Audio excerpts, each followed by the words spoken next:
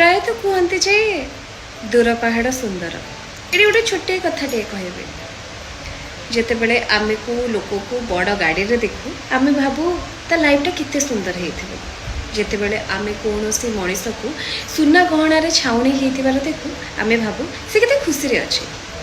जिते बड़े आम गोटे मनीष को साजसजा अवस्था देखू आम भावु ता पाखे बहुत पैसा थी जिते बड़े आम गोटे मनीष को लग्जरी लाइफ बंचार देखू आम भावु काश से लाइफटा आमर होता कि किंतु से सब पछरे सी के लाइफ को एंजॉय करुच्ची सेटा बहुत मैटर करे गोटे छोटे कथाटे कहबी आज्ञा आम पाखे बहुत बड़ बड़ गाड़ी कि घर कि सुना गहना न थी पारे माँ बापा तो अच्छा ना